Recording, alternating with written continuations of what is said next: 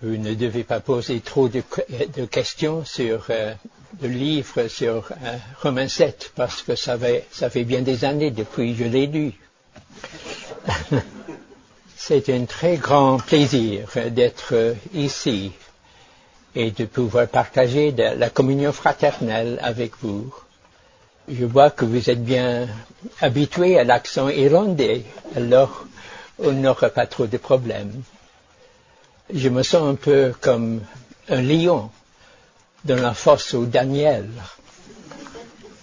Il y a tant d'experts et on craint un peu. Mais puisque on veut parler des choses de Dieu et on veut ensemble partager l'enseignement de la parole de Dieu, eh bien on n'est plus craintif, n'est-ce pas? On aime le Seigneur, on aime sa parole. On aime bien se mettre à l'écoute de notre Dieu. J'ai peur parce que souvent dans les conférences, on parle des choses qui nous dépassent des fois. Je ne peux pas le faire. Mais souvent ce sont des choses qui touchent l'esprit, n'est-ce pas, sans toucher le cœur. Nous désirons que la parole de Dieu touche nos cœurs et fasse une œuvre dans nos vies afin que nous puissions devenir ce que nous devrions être et plaire au Seigneur. Le sujet qu'on m'a donné, c'est la communion fraternelle, le ministère d'encouragement dans le cadre de l'Église. Et aujourd'hui, la communion fraternelle, un ministère réciproque et général. Nous devons nous encourager, nous devons apprendre à nous encourager. Et je crois que souvent dans les milieux réformés, souvent cela nous manque. Nous aimons les doctrines de la grâce de Dieu, les doctrines de la souveraineté de Dieu, etc. Mais souvent, cela ne se voit pas dans nos vies. Cela ne devrait pas être le cas. Nous croyons que Dieu nous parle dans sa parole, et il nous parle d'un amour que nous devons manifester l'un envers l'autre. Pour vous donner un résumé de ce qu'on veut dire aujourd'hui, dans l'introduction, je veux parler de la prolifération du conseillant professionnel. Et puis je dirais que nous devons respecter les principes fondamentaux de la psychologie humaine présentés dans la Bible et poser la question comment faire face aux problèmes de la vie en tant que chrétien. Ce sera l'introduction, puis la deuxième partie sera sur le sujet, le partage, l'amour fraternel, le ministère d'encouragement dans le cadre de l'Église. La vie du croyant n'est jamais facile. Nous avons tous besoin d'être encouragés. Et dans sa grâce, Dieu pourvoit à nos besoins. Il nous a donné sa parole, et il nous a donné le Saint-Esprit, il nous a donné l'Église. Dieu est bon. Dieu est notre Père céleste, le bon berger qui s'occupe de ses enfants. Comme un enfant est né dans une famille, entourant des parents et peut-être aussi des frères et des sœurs, des tantes, des oncles, un foyer. De même, par la nouvelle naissance, par la régénération, Dieu nous place dans une famille spirituelle, l'Église de Jésus-Christ. Et le foyer chrétien, l'Église locale, est le foyer où nous devrions croître pour devenir ce que nous devrions être. C'est le foyer que Dieu a établi pour ses enfants. Dans le dessein de Dieu, l'Église a une place très, très importante. Nous ne devrions jamais mépriser, négliger la vie d'Église. L'exposition et la prédication de l'Écriture de tout le conseil de Dieu avec fidélité et dans la puissance du Saint-Esprit doit être le moyen principal d'encouragement.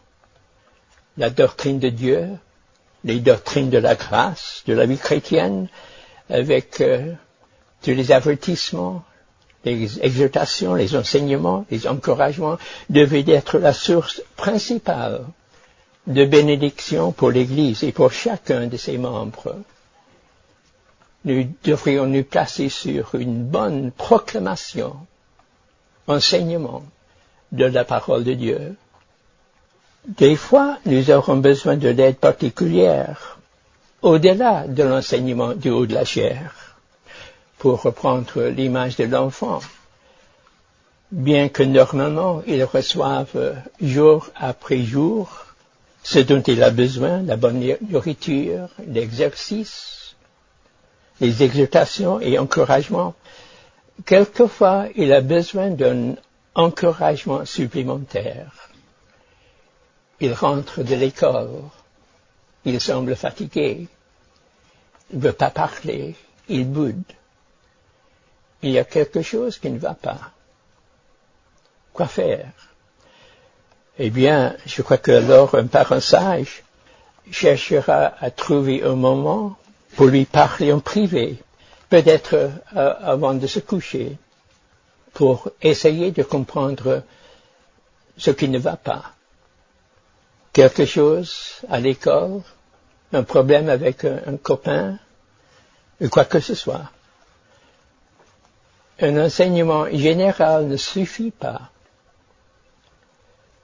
Il nous faut des fois un encouragement supplémentaire, peut-être simplement pour expliquer ce que nous avons mal compris lorsque le pasteur a prêché. Et quand quelqu'un nous a dit quelque chose, avant tout, nous avons besoin du contact personnel, d'être entourés dans l'amour. Vous avez besoin d'être aimé, d'être entouré, de reconnaître que dans l'Église, le Seigneur vous a donné des amis, des chrétiens, des frères, des sœurs en Christ pour vous encourager. Et ton frère a besoin de sentir la même chose. C'est le dessein de Dieu. Dans le contexte de l'Église, normalement, la prédication du haut de la chair ne suffit pas. C'est certainement la chose la plus importante dans la vie de l'Église. Nous ne devons jamais sous-estimer l'importance du rôle du pasteur, de la personne auquel le Seigneur a donné une vocation spéciale. Ce n'est pas tout le monde qui doit se lever pour donner message. Je me souviens, dans la première église où j'ai travaillé, j'étais assistant dans une grande église à Belfast. Une église avec 1150 familles attachées. Et le pasteur, un homme de Dieu, m'a dit, eh bien, Benjamin, tu devras maintenant prêcher, enseigner la parole de Dieu, encourager, reprendre, déclarer. Mais tu dois savoir que dans cette église, il y a beaucoup de personnes qui sont beaucoup plus intelligentes que toi. C'est vrai. Il y a beaucoup de personnes qui peuvent parler beaucoup mieux que toi. C'était vrai. Il y avait des politiciens, des membres même du cabinet. Mais il a continué, mais c'est à toi que le Seigneur a donné cet appel. C'est Dieu qui t'a donné une vocation particulière à prêcher la parole de Dieu.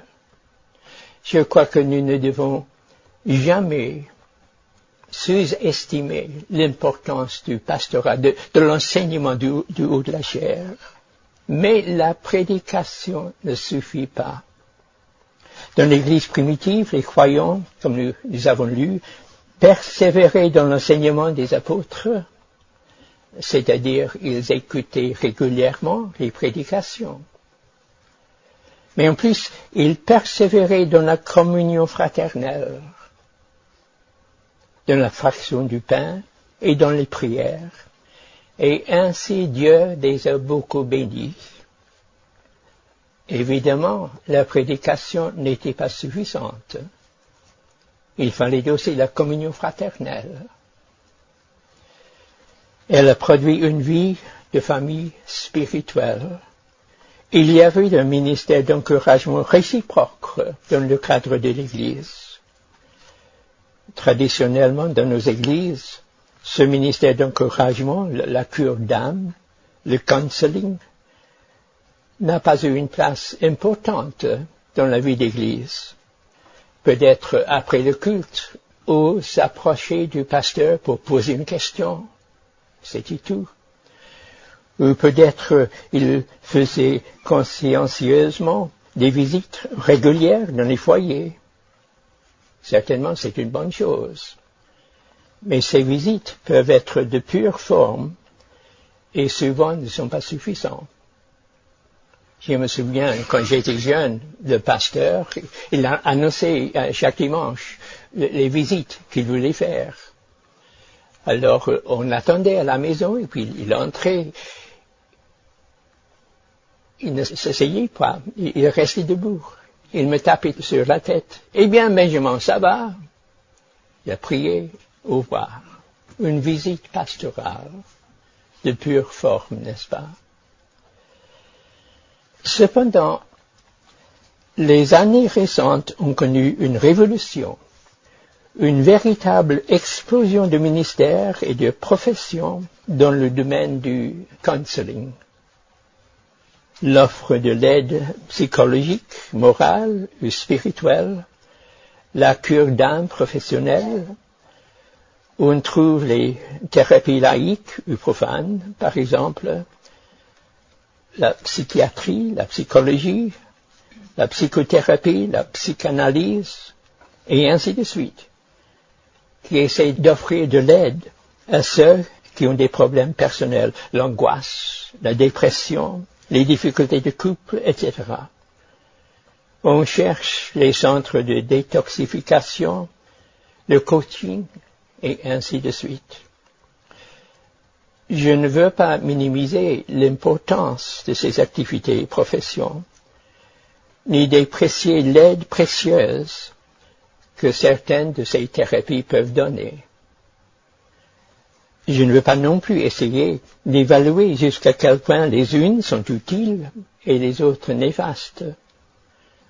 On comprend bien que dans le cas d'un non-croyant, quand il se trouve face au problème, il cherche un spécialiste qui lui offre de l'aide.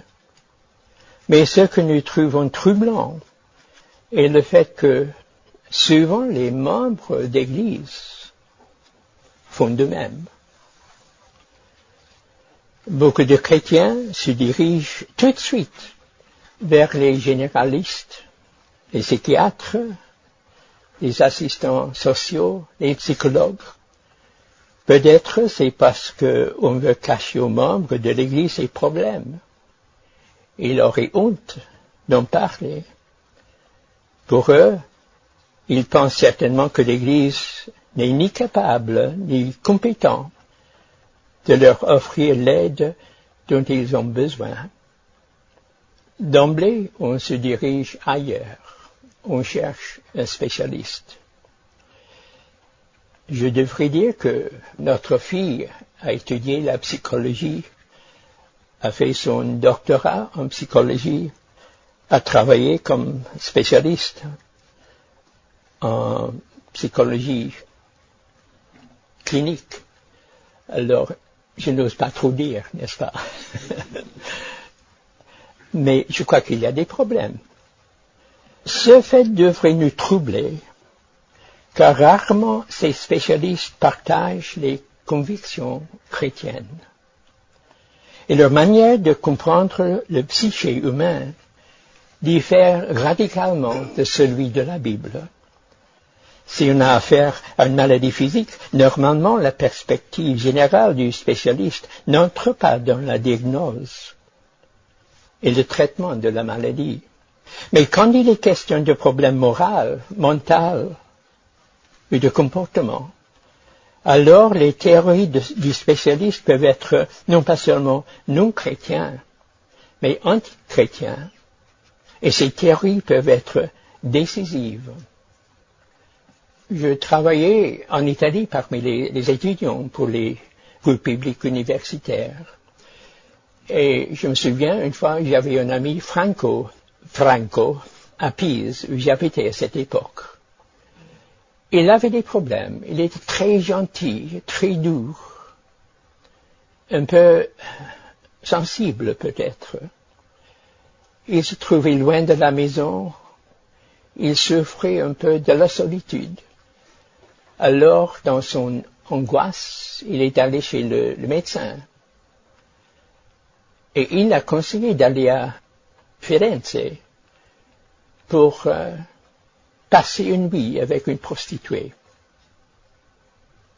On voit, n'est-ce pas, un moyen différent de penser, d'agir, de réagir.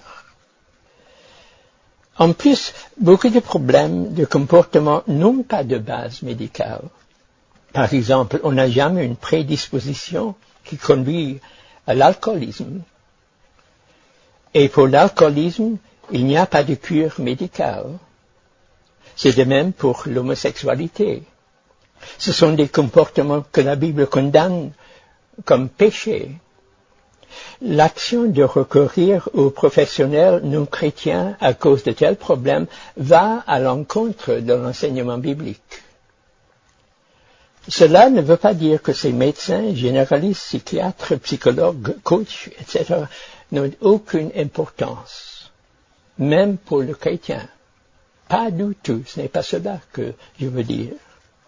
Nous savons par exemple que la dépression peut être le résultat d'un manque d'équilibre chimique dans le cerveau et que les médicaments peuvent améliorer le problème, particulièrement quand on passe par une période de traumatisme.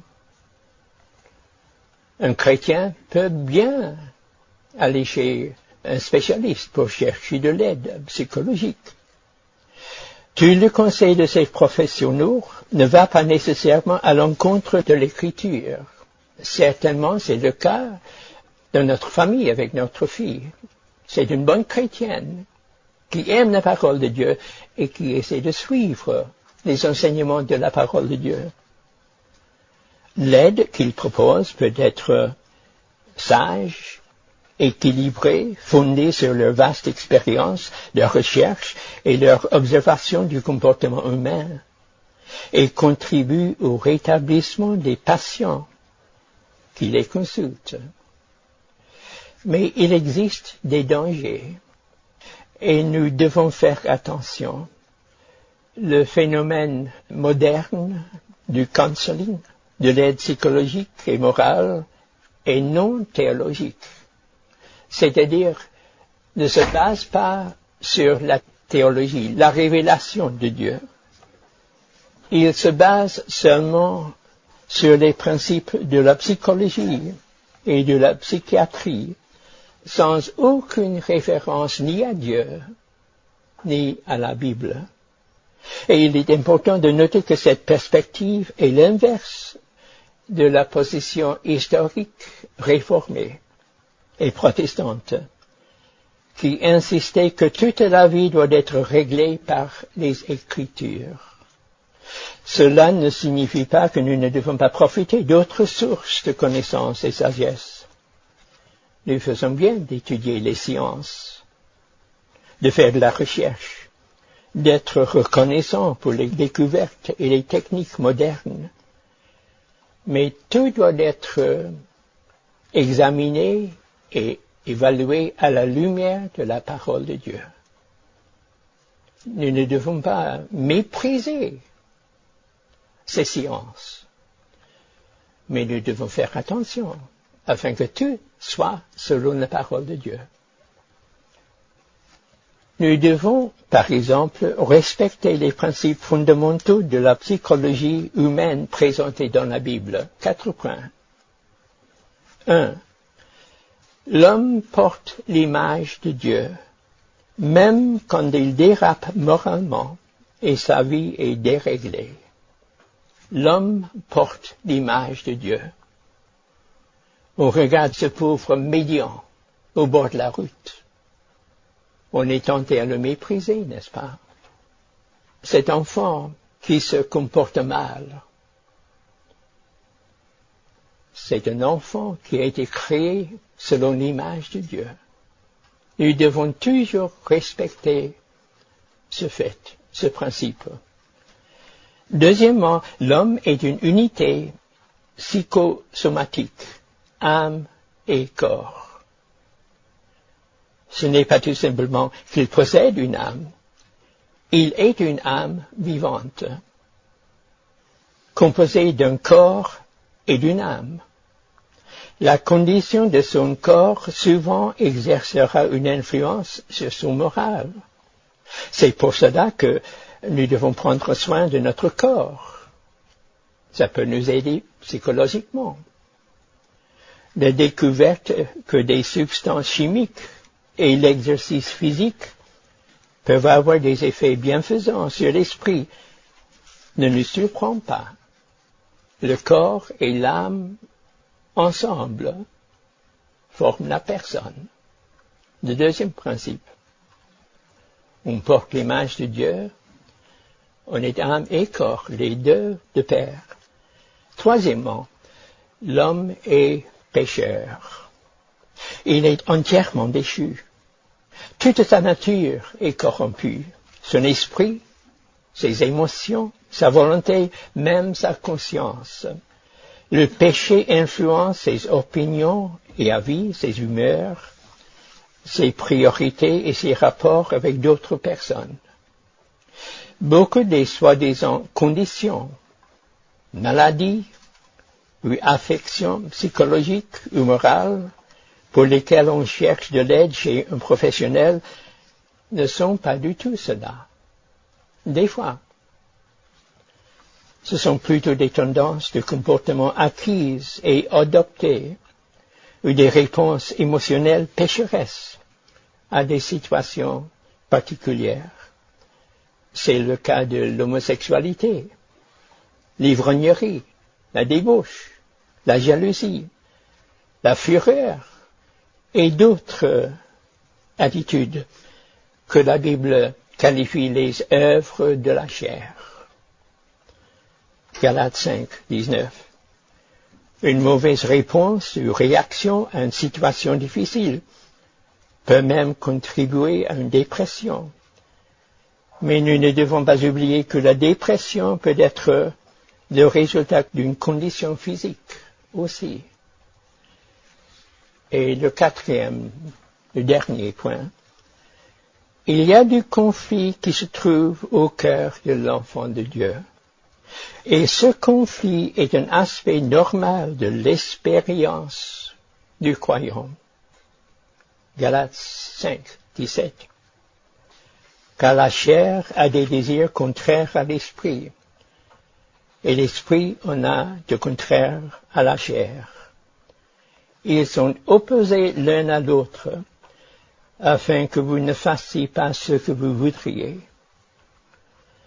Ce conflit n'est pas un signe d'un problème psychologique négatif, mais d'une vie spirituelle normale. Je me souviens, quand j'étais pasteur, un jour, on a frappé à la porte. Voilà un jeune homme, d'une trentaine d'années à peu près. Il avait des problèmes, il est entré, il voulait parler avec moi. Quel était le problème? Il était possédé par un démon. Mais comment ça se fait? Mais j'ai des pensées d'impureté. Évidemment, ce n'est pas Dieu, n'est-ce pas? Cela ne vient pas du Saint-Esprit. Ça doit venir du diable. Je suis possédé par un esprit démoniaque. Il avait mal compris ce fait, n'est-ce pas? Il y a une guerre qui se livre dans le cœur du croyant. Nous avons tous des tentations. Il y a une guerre terrible qui se livre. Romains 7. Oh, misérable que je suis! Je voudrais bien faire le bien, Et voilà le mal, il est toujours là. Quand est-ce que je pourrais me défaire de ce corps pécheur? Un jour, grâce à Dieu. Par la grâce de Dieu, le cœur est du côté du bien et désire ardemment être entièrement conforme à Christ. Mais il doit affronter les tentations qui se trouvent dans son cœur et les dangers et tentations qui l'entourent. Le croyant expérimente la douleur de cette expérience d'échec, et en même temps la joie et la paix de connaître la repentance et le pardon et la certitude de savoir qu'un jour, il sera libéré de ce corps de mort. Pour résumer, bien que nous ne méprisions ni sous-évaluons l'aide offerte par les psychologues et les psychiatres, nous devons prendre soin de toujours respecter ces principes bibliques. Nous croyons que Dieu seul peut guérir un corps physique, et cela ne nous empêche pas de consulter le médecin et de suivre son conseil et de recevoir le traitement qu'il propose. De même, respectons l'aide psychologique des experts et remercions le Seigneur pour eux. Néanmoins, nous ne devons pas négliger les enseignements bibliques concernant le ministère d'encouragement. Quels sont ces principes? Il y en a 3. Premièrement, la Bible indique que normalement, un chrétien doit s'occuper lui-même de son propre problème. On doit encourager nos membres à croire que par la grâce de Dieu, ils pourront faire face à leur situation difficile. Ils ne devraient pas, lorsqu'ils se trouvent dans des situations difficiles, automatiquement chercher un spécialiste avec lequel partager leurs problèmes. Cela peut même augmenter la difficulté et rendre sa solution encore plus difficile à résoudre. Deuxièmement, la Bible nous enseigne que tous les membres de l'Assemblée chrétienne ont le devoir d'exercer un ministère d'encouragement réciproque. En tant qu'un individu, c'est mon devoir. Mais aussi, c'est le devoir des autres de m'encourager. Et troisièmement, la Bible enseigne que Dieu, dans sa providence et grâce, a donné à l'Église des anciens auxquels il a confié un ministère particulier d'encouragement.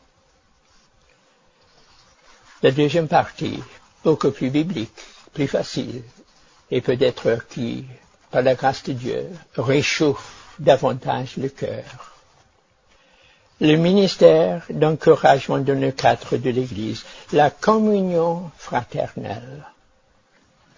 Il s'agit d'un ministère réciproque dont chaque chrétien a besoin. Koinonia, communion, est un mot qu'on trouve souvent dans le Nouveau Testament. La communion chrétienne est centrale dans la vie spirituelle du croyant.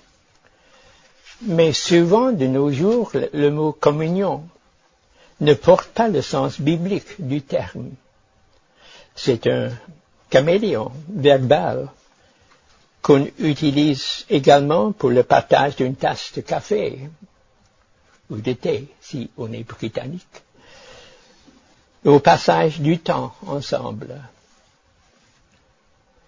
Quelques points. Premièrement, la communion chrétienne a 2 dimensions. Tout d'abord verticale et ensuite horizontale.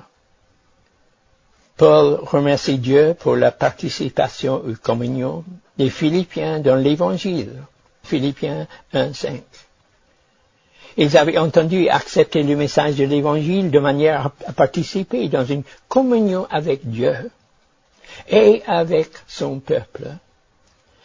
Cette communion a 2 dimensions. Tout d'abord verticale avec Dieu et ensuite horizontale. La source de la communion fraternelle est notre communion avec Dieu par Jésus-Christ et par le Saint-Esprit. 1 Jean 1:3.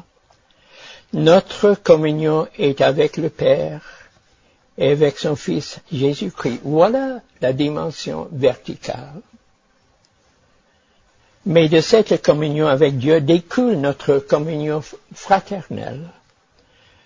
Nous avons le même Père, et cela signifie que nous sommes des frères et des sœurs en Christ. Et cette relation devrait se manifester dans notre vie quotidienne. Nous ne sommes pas des étrangers, même ici aujourd'hui. On vient de l'Irlande, de la France, de la Suisse, de l'Afrique. Mais si nous sommes les enfants de Dieu, nous sommes des frères et des sœurs en Christ. Il y a cette relation avec le Seigneur qui doit changer nos rapports entre nous. Et notre communion fraternelle chrétienne a comme but l'approfondissement de notre communion avec Dieu. Et elle ne devrait jamais être considérée comme une lutte spirituelle. C'est nécessaire pour une vie chrétienne normale. Par sa grâce, Dieu nous place dans un corps, dans la famille chrétienne. La communion avec Dieu se nourrit de la communion des saints. Hébreux 10, 24. Veillons les uns sur les autres pour nous exciter à la charité et aux bonnes œuvres. Exhortons-nous réciproquement. La communion des saints n'est pas un but en soi-même, mais pour approfondir notre relation avec Dieu. La communion est produite par le Saint-Esprit. Elle est surnaturelle. Elle vient d'en haut. Quelle provision merveilleuse de la grâce de Dieu. Deuxièmement, la communion a deux côtés. Elle se manifeste en deux directions. On donne et en même temps on reçoit. C'est une communion réciproque. Il y a le danger de penser que je dois rendre un service à quelqu'un d'autre, encourager quelqu'un d'autre. Mais selon la Bible, on doit s'encourager mutuellement. Cela est vrai dans notre relation avec Dieu, une communion réciproque. Il nous comble de bénédictions, l'assurance du salut, la providence, sa parole, le ministère de son esprit, et en même temps nous agissons, nous aussi. Nous lui exprimons notre gratitude, notre amour, notre louange. Nous partageons avec lui nos craintes, nos fardeaux, notre faiblesse, nos prières. Nous nous réjouissons de la grâce du Seigneur Jésus-Christ, de l'amour du Père et de la communion du Saint-Esprit. C'est une activité réciproque. Entre moi et Dieu, il me comble de bénédictions. Et je réponds. Je lui donne la gloire et je l'aime. C'est de même dans le sphère de la communion fraternelle. C'est une activité familiale des enfants de Dieu et c'est une activité réciproque. Nous partageons avec nos frères et sœurs ce que Dieu nous a donné et ce qu'il nous a appris. Nous devons exercer un ministère bénéfique les uns envers les autres. Se tolérer, s'aimer, se soutenir, s'encourager. Nous devons exercer un tel ministère envers les autres, mais en même temps, nous désirons qu'ils font de même envers nous. Car nous avons tous besoin de l'encouragement, d'être rafraîchis par la grâce de Dieu à travers nos frères.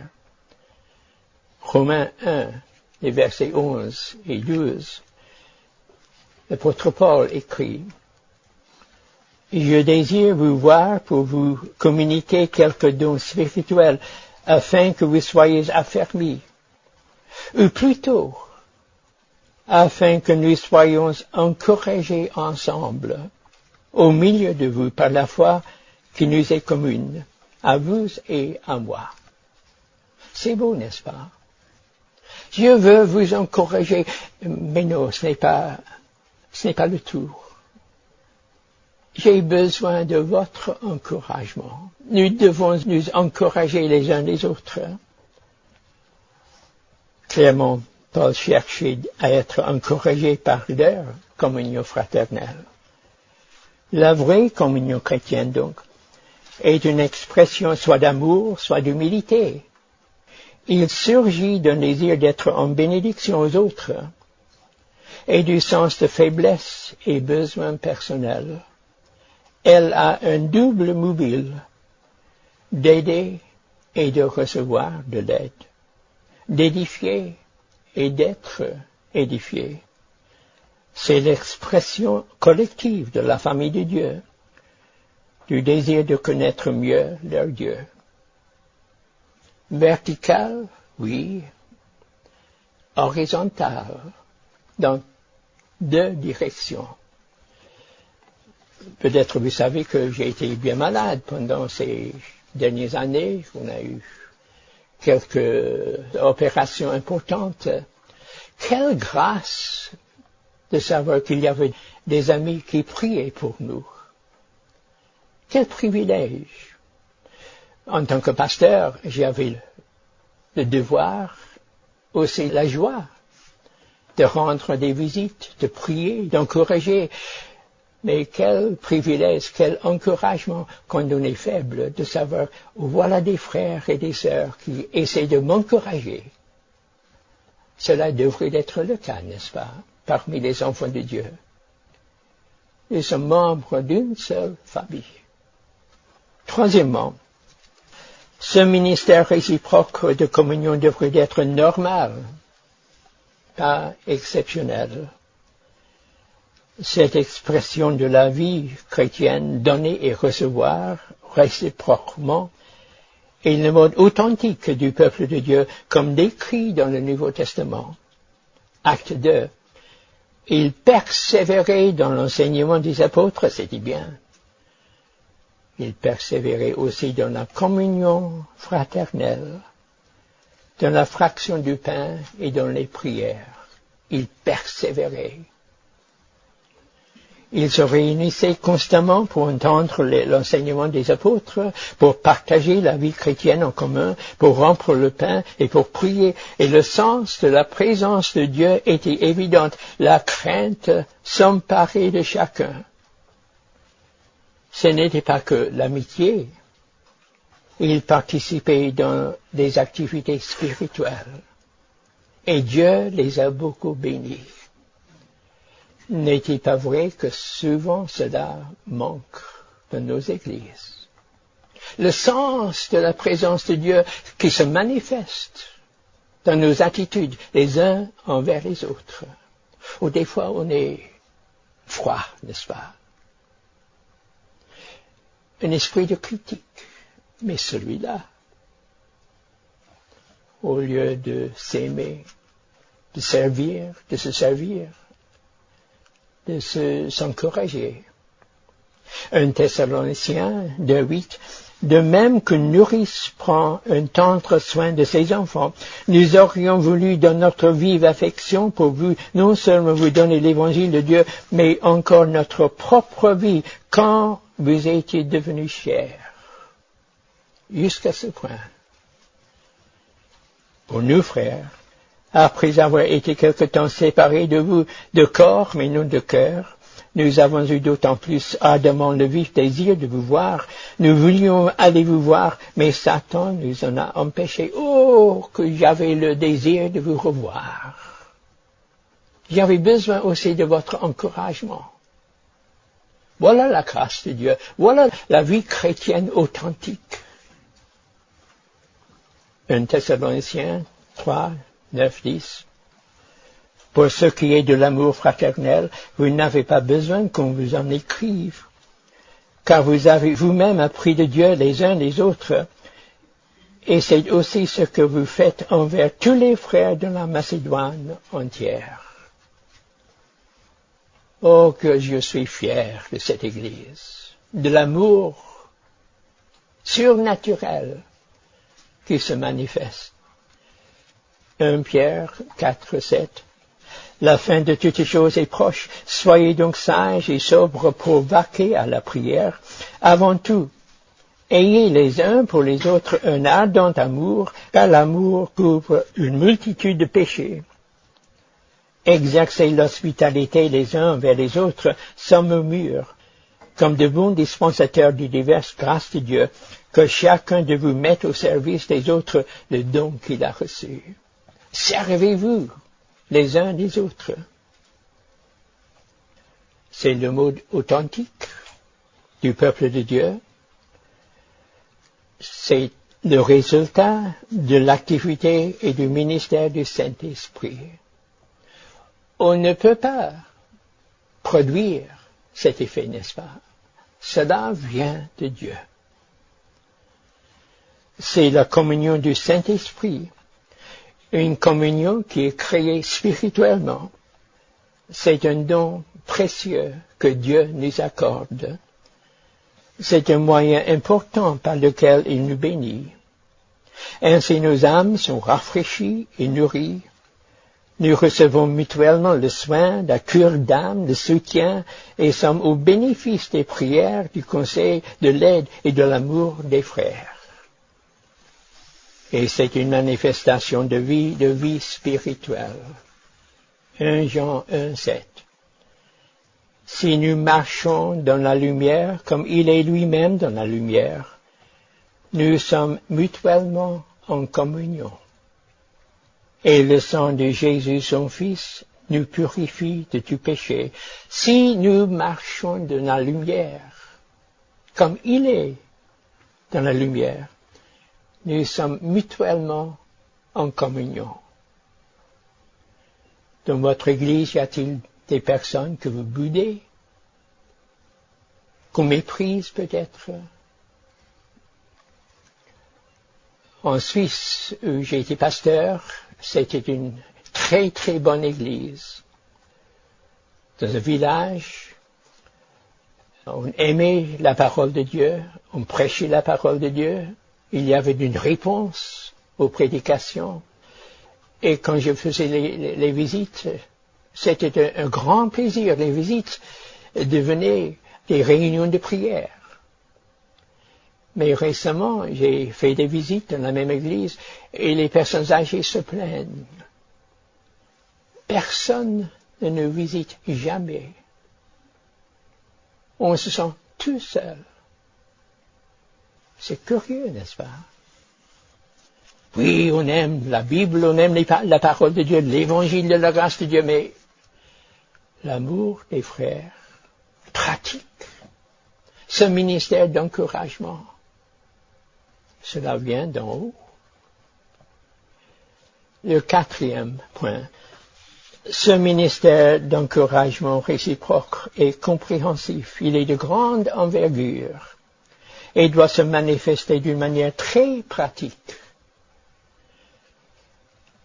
Ce n'est pas quelque chose inventé par l'homme, mais un rapprochement et une communion fraternelle qui se manifeste comme résultat de notre communion avec Christ et notre participation dans l'Évangile.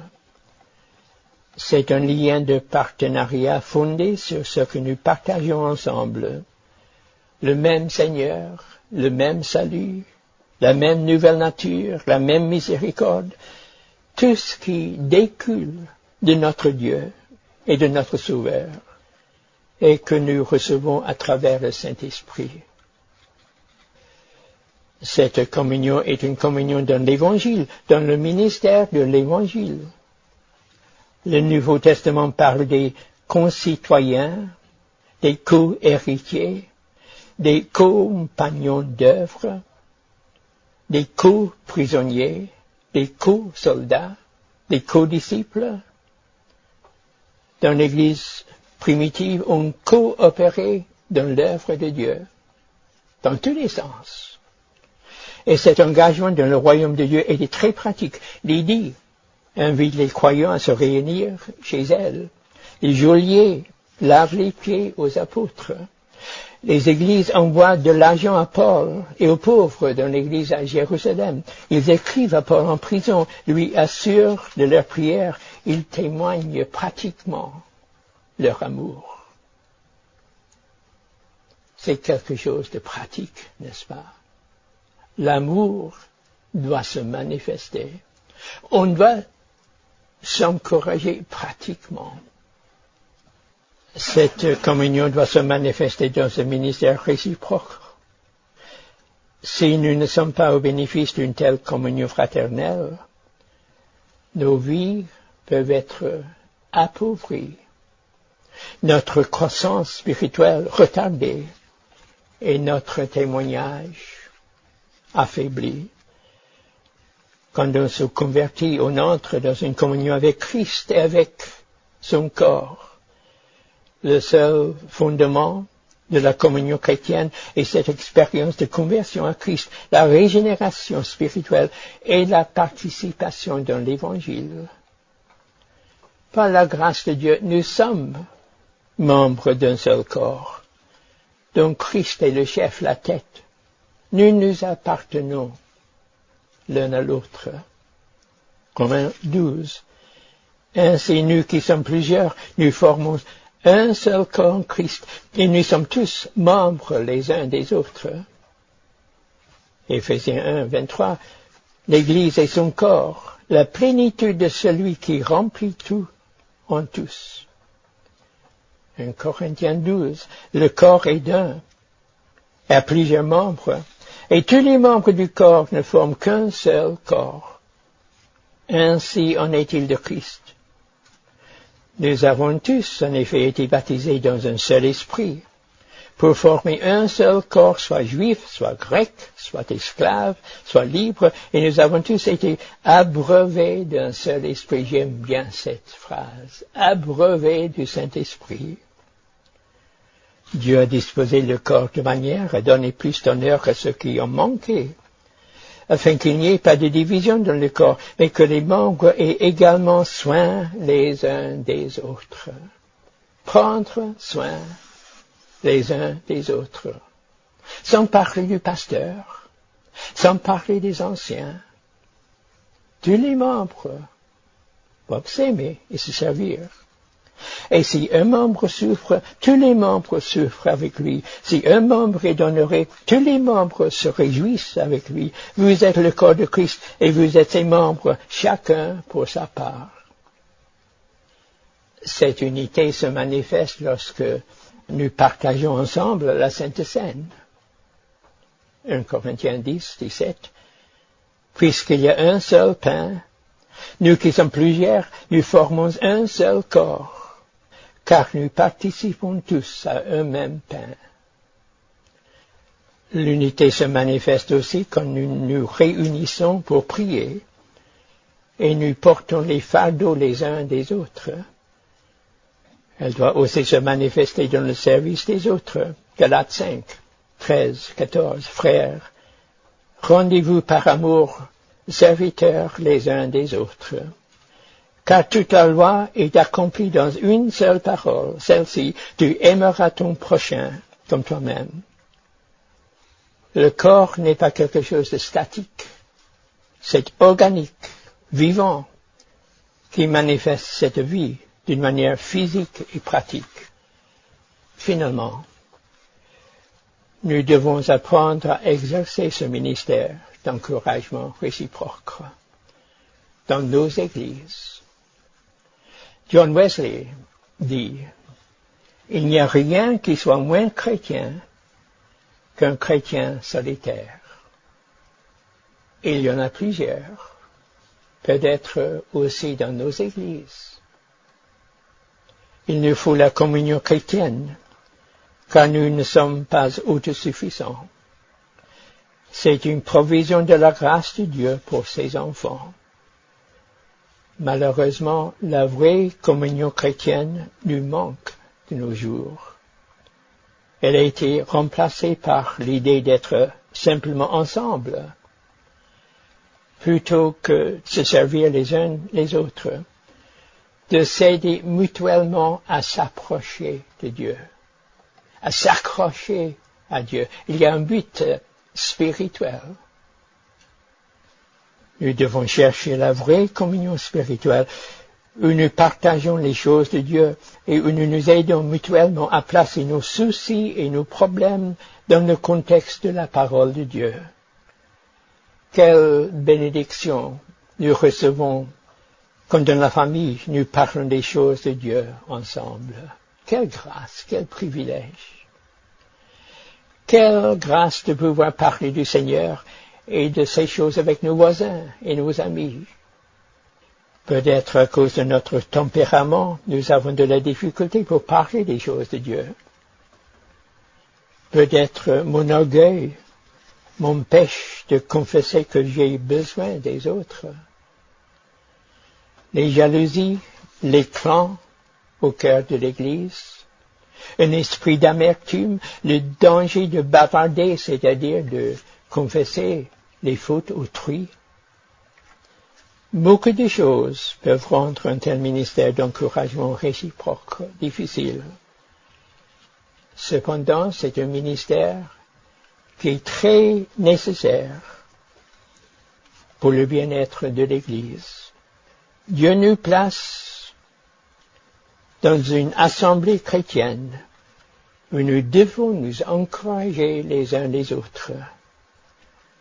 Dans 1 Thessaloniciens 5, 14, par exemple, Paul nous exhorte, « Nous vous en prions, frères, avertissez ceux qui vivent dans les désordres, consolez ceux qui sont abattus, supportez les faibles, usez de patience envers tous. » Et dans le contexte, il est clair que l'apôtre Paul s'adresse aux chrétiens sans exception. Il s'agit d'un ministère général, réciproque, envers ceux qui vivent dans les désordres ou qui ont besoin de l'encouragement.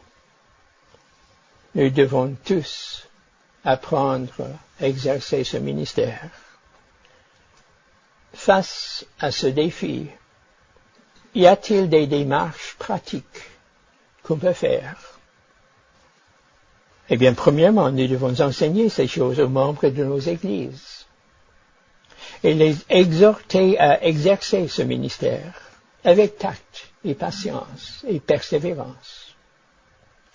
Il faut prêcher, enseigner ces choses. Deuxièmement, nous devons remarquer ceux qui sont isolés et souffrent de la solitude. Quand on remarque que quelqu'un ne fréquente plus les cultes, qu'on apprend qu'il passe par des moments difficiles, on doit lui montrer qu'il nous manque et lui témoigner notre affection. Nous devons mobiliser les membres afin que chacun s'intéresse aux circonstances et aux besoins des autres. Il y a des membres qui ont beaucoup à contribuer à la vie de l'Église, mais qui ne trouvent pas la manière de le faire. De bons chrétiens, avec beaucoup de dons, qui ne font rien, parce qu'ils ne trouvent pas la possibilité comment le faire. Il faut les encourager à être actifs, à exercer le ministère que Dieu leur a donné. Dans les villes ou les grandes églises, on pourrait peut-être développer périodiquement des études bibliques et les réunions de prière chez un membre dans un foyer privé, sous la direction de l'ancien, pour aider les membres à mieux se connaître. Avant tout, nous devons prier. Cet amour réciproque vient d'en haut, et nous devons confesser nos manquements et demander à Dieu de nous accorder la grâce de nous servir les uns les autres. Je crois que si on exerçait ce ministère davantage, nos amis iraient moins fréquemment chez les spécialistes. C'est un ministère qui est essentiellement spirituel. C'est le résultat de l'œuvre du Saint-Esprit dans les cœurs de ses enfants, et voilà le défi. Jusqu'à quel point sommes-nous des personnes vraiment spirituelles? Nous pouvons développer des rapports d'amitié, mais c'est seulement dans la mesure où nous marchons selon l'Esprit et sommes spirituellement actif et responsif à sa voix et à ses enseignements, que notre communion fraternelle sera profonde et une vraie source de bénédiction. Si nous marchons dans la lumière, comme il est lui-même dans la lumière, nous sommes mutuellement en communion. Et le sang de Jésus-Christ, son Fils, nous purifie de tout péché. Que le Seigneur nous bénisse. Amen. Comme j'ai dit, c'est un homme d'une très grande sagesse. Et cette sagesse se manifeste dans cette présentation. Et même si Benjamin a pris sa place, nous avons quelques minutes pour quelques questions.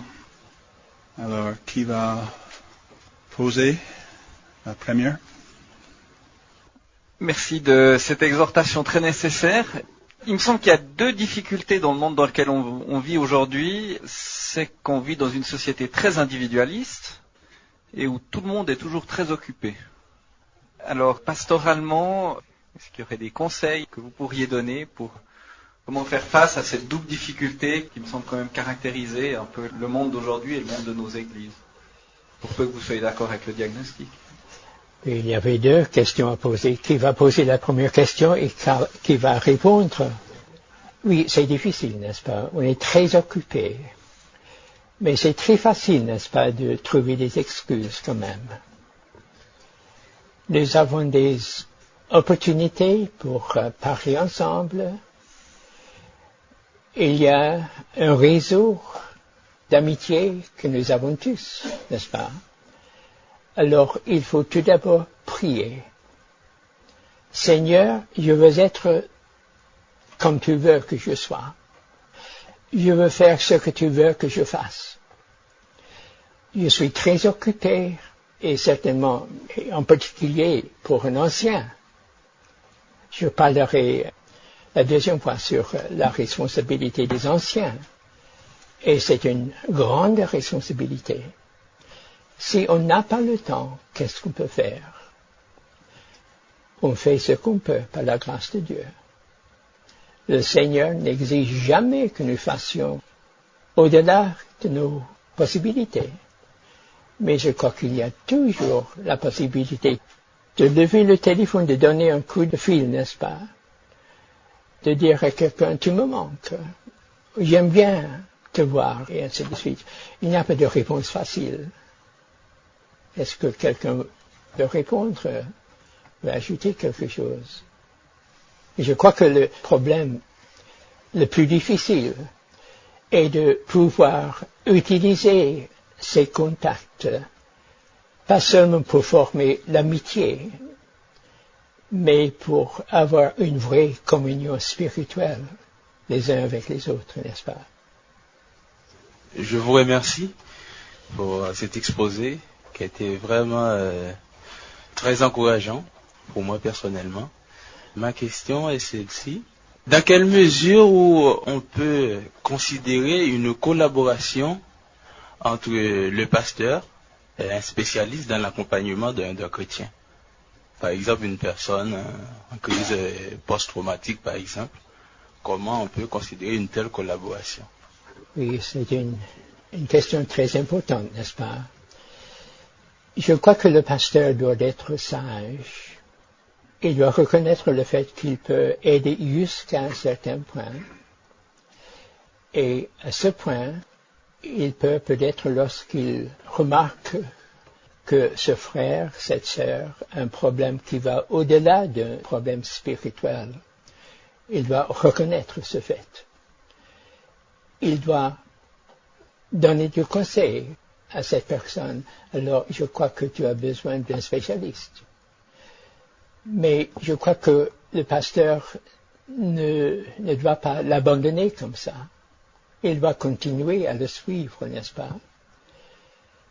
Il y a des médecins qui sont chrétiens et d'autres qui ne sont pas chrétiens. Quand je suis malade, je ne cherche pas nécessairement un médecin chrétien. Je cherche un bon médecin. Mais quand il s'agit d'un problème morale, psychologique, eh bien, je voudrais chercher un chrétien, n'est-ce pas? Parce que le traitement peut différer, comme dans le cas de mon ami à Pise, n'est-ce pas? Alors, on doit continuer à exercer un ministère en tant que pasteur, en tant qu'ancien en particulier, envers ce patient, parce que si on reconnaît que c'est un patient avec un vrai problème, une maladie mentale, on doit continuer à l'entourer et à chercher de comprendre ce qui se passe dans sa vie et ne pas l'abandonner à un expert. À part cela, je ne sais pas ce qu'on peut faire. Hein. En effet, c'est ce que j'ai fait en Angleterre quand j'étais pasteur. Il y avait une membre de l'Église qui avait des problèmes et on a beaucoup prié ensemble. J'ai fait beaucoup de visites chez elle. On a lu la parole de Dieu. J'ai essayé de l'encourager. Mais enfin, j'ai vu que c'était un problème, une maladie. Alors j'ai cherché un psychiatre chrétien. Et il a accepté de suivre cette passion. C'était l'idéal. Et c'est très difficile en France, par exemple. Je voulais juste partager une préoccupation. C'est la constatation que les patients chrétiens qui me sont adressés sont toujours, enfin, plus utiliser ce mot, mais souvent beaucoup plus sévèrement atteints que les patients qui ne sont pas chrétiens. Et ma préoccupation, c'est, je comprends votre pensée d'aller le plus loin possible avec le patient, mais je pense qu'il faut être attentif au fait que quand on attend trop longtemps, ça devient beaucoup plus difficile. Les maladies mentales sont très difficiles, n'est-ce pas? Et comme vous avez dit, c'est souvent les chrétiens qui en souffrent davantage. Je crois que c'est parce que, en tant que chrétien, je suis sensible. Je réfléchis, je veux faire ce que Dieu veut que je fasse. Cela me rend sensible, des fois susceptible même. Et on doit apprécier ce que font les psychiatres qui ont fait des études et qui essaient de suivre les normes bibliques, ou bien qui donnent un traitement qui ne va pas au-delà de la pensée de Dieu. Je crois que le fait qu'il y a des chrétiens qui sont psychiatres ou psychologues, c'est une grâce de Dieu. On devrait remercier le Seigneur et prier pour eux. Et prier pour eux qui souffrent mentalement. Je crois que la dépression est la pire des maladies, car cela affecte toute ta vie, n'est-ce pas? Je ne sais pas si les autres pasteurs veulent ajouter quelque chose. Parfois dans les églises, il y a des personnes avec une certaine personnalité qui sont plus douées pour encourager. Il y a d'autres avec une personnalité pas aussi joyeuse. Alors, encourager tout le monde, quelle que soit la personnalité. C'est vrai que peut-être certains ont le don plus que d'autres, mais que c'est vraiment le devoir de chacun de le faire, parce que il y a ceux qui se disent timides, il y a d'autres qui peuvent prendre la parole plus facilement et tout ça. Est-ce que vous pourriez développer un petit peu les choses que vous avez dites à la fin? Oui, j'ai besoin d'être encouragé. Je crois que souvent, ce n'est pas la personne qui est exaltée qui peut aider. Souvent, c'est la personne qui est timide peut-être, qui sait écouter et qui peut manifester l'amour, l'intérêt, n'est-ce pas, l'entourer, suivre. Tandis que, par contre, souvent, la personne qui dit « il faut faire ceci, il faut faire cela, il faut faire cela », souvent, il ne comprend pas. Je ne sais pas si ce que je dis est selon ce que vous pensez, mais c'est une responsabilité pour tous les membres de l'Église, pas seulement pour quelques-uns qui sont doués. Et je crois que nous avons tous des dons différents, des tempéraments différents, et nous pouvons nous approcher des personnes avec des personnalités différentes, d'une manière différente. La personne qui est exaltée, qui sait parler facilement, il peut bien aider. Mais il y a des dangers, ils peuvent aussi facilement faire des dégâts. Il faut être sensible et aller un pas après l'autre en priant que le Seigneur nous bénisse et nous donne une sagesse, une manière de comprendre et d'aider, de soutenir, d'encourager. Et ce n'est pas seulement le don de pouvoir parler qui est le plus précieux.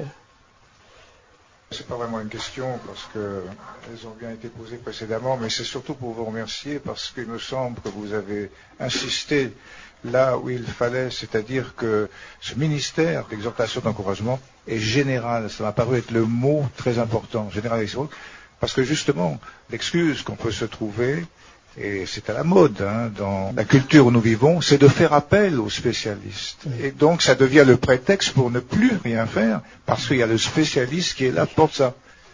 La conspection qu'il faut avoir, là aussi m'a paru très utile, parce qu'on a pu voir des psychologues, même chrétiens, être, à mon avis, à juste titre contestés dans les églises, parce que quelquefois, ils faisaient pas mal de dégâts. Donc, je crois que cette insistance sur le fait que c'est général est de nature justement à nous protéger de cette inclination très humaine à se débarrasser en disant allez voir des spécialistes.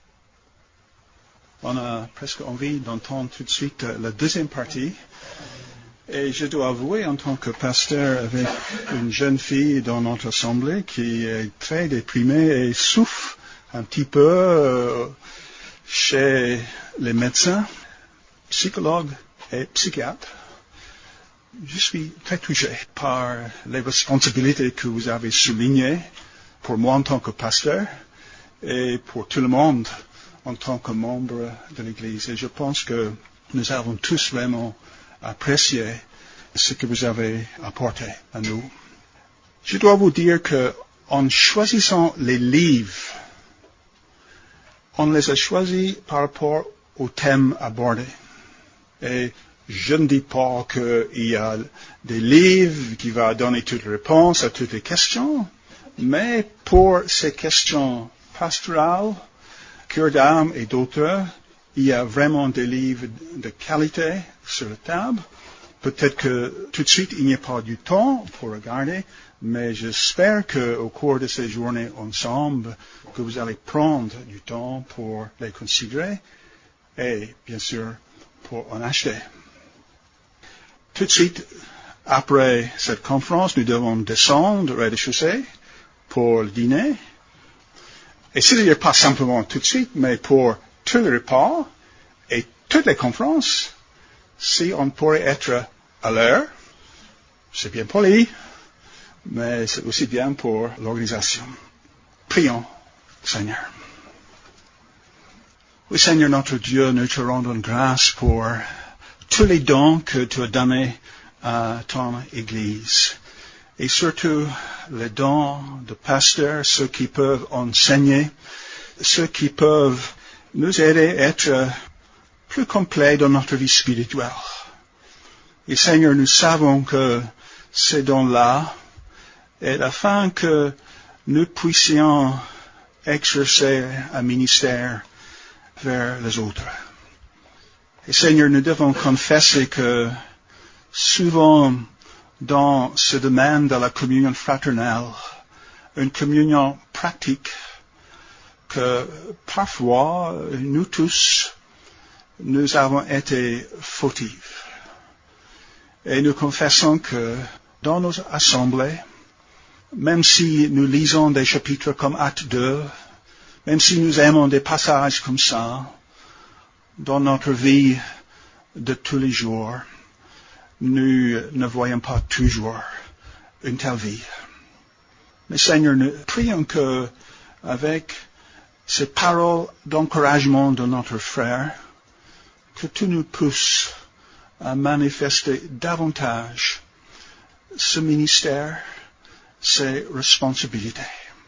Et nous prions même au cours de notre colloque que tu nous aides à voir les besoins les uns des autres, ceux qui se trouvent un petit peu seuls, et que tu nous aides à avoir des paroles appropriées pour chacun, pour chacune, dans leur situation appropriée. Seigneur, nous te rendons grâce pour cette maison. Nous te rendons grâce pour la nourriture préparée pour nous. Et nous prions que tu la bénisses à nous tous et que toute la conversation autour des tables soit à ta gloire. Et c'est au nom de notre Seigneur et Sauveur Jésus-Christ que nous prions. Amen.